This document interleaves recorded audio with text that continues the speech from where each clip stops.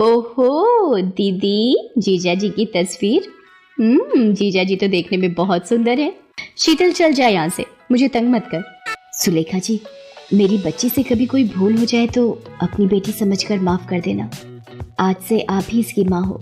अरे सुजाता बहन जी, आप बिल्कुल चिंता मत करो, हम अपनी कोमल को बहू नहीं बेटी बनाकर ले जा रहे हैं। अरे माता जी, सारे मेहमान बस में बैठ चुके हैं, डोली समय पर बसंतपुर पहुंच जाए। बिंदिया, एक काम कर, तू कोमल के साथ बैठ जा, दामाद जी रवि के साथ बैठ जाएंगे। बीबी जी, माँ जी ने बोला है आप अपने कमरे में आराम करो, आपका खाना कमरे में ही भिजवा देंगे। वो तुमने उनको कहीं देखा है? कौन बीबी जी?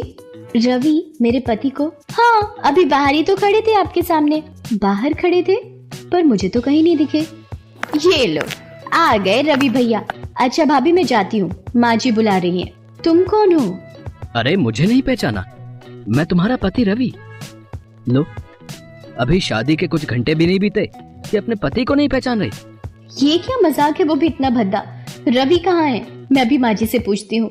माँ जी, रवि कहाँ है, प्लीज बताइए। ये आदमी मेरे साथ मजाक कर रहा है, अपने आप को रवि कह रहा है। हाँ तो ठीक ही तो कह रहा है, यही तो रवि है तुम्हारा पति जिससे तुम्हारी शादी हुई है। ये सब क्या हो रहा है? बिंदिया दीदी, आप तो सच बोलिए। अरे कोमल, यही मेरा निकम्मा भाई रवि है। अरे तुमने इसी के साथ तो 7 फेरे लिए हैं। ए लड़की, बहुत हो गया तेरा ड्रामा। जब एक बार बोल दिया कि यही रवि है तो बात समझ में क्यों नहीं आ रही तेरे? मुझे यहाँ नहीं रहना, मुझे अपनी माँ के घर वापस जाना है। माँ जी, लगता है इस चिड़िया के पर काटने ही होंगे। बिंदिया, जरा जाकर रस्सी ले आ। अरे नहीं दामाद जी, रस्सी को रहने दो, इसे हम ऐसे ही कमरे में भूखा प्यासा बंद रखेंगे। कुछ दिनों में अपने आप ही सोचना बंद कर देगी कि इसका असली पति कौन। देखो माता जी, मैं आपके कहने पर आपका नकली बेटा बनकर यहाँ रह रहा हूँ। मुझे मेरे पूरे 50 लाख मिल जाने चाहिए, वरना मुझे भी सच्चाई उगलनी आती है कि आपने किस तरह अपने सौतेले बेटे की जगह मुझे बदलकर उस लड़की के सामने पति बनाकर खड़ा कर दिया है। दामाद जी, जरा इसे समझाइए कि ये गर्मा गर्मी में कुछ उगल ना दे, हमारा सारा प्लान चौपट हो जाएगा। माँ थोड़ा धीरे बोलो, कोमल सुन लेगी। हे भगवान, इन लोगों ने रवि को कहाँ छुपाया है और ये सब हो क्या रहा है? मुझे सच का पता कैसे चलेगा? मुझे कुछ सोचना ही होगा। भाभी, ये माँ जी ने चाय भिजवाई है। मीनू, तुम्हें तो पता होगा रवि कहाँ है। देखो मेरी मदद करो, तुम्हें भगवान का वास्ता। अरे मीनू, कहाँ मर गई? अब तक तेरे से चाय नहीं दी गई, इधर आ जल्दी। नीचे तहखाना, आखिर मीनू क्या कहना चाहती थी? नीचे तहखाना, इसका मतलब क्या हो सकता है? कहीं इस घर में नीचे कोई तहखाना तो नहीं?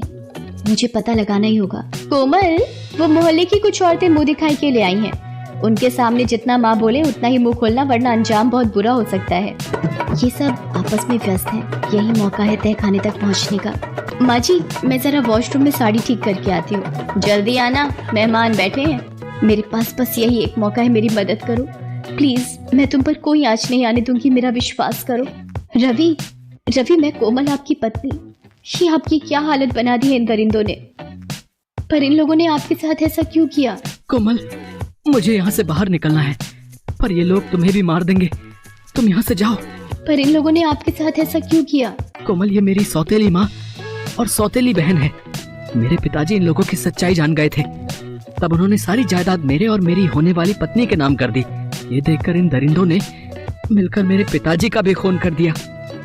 मेरी शादी हो जाएगी तो मुझे और मेरी पत्नी को आसानी से मारकर ये लोग जायदाद हड़प लेना चाहते थे, ताकि पुलिस की नजरों में मैं शादीशुदा बन जाऊं। इसलिए मेरी और तुम्हारी शादी करवा दी। मुझे सब समझ आ गया है, उसके बाद की कहानी मुझे साफ साफ दिखाई दे रही है। आप चिंता मत करो, मैं बहुत जल्दी आपको यहाँ से आजाद कर लूंगी। माँ जी, मुझे यकीन हो गया है कि यही मेरे असली पति हैं।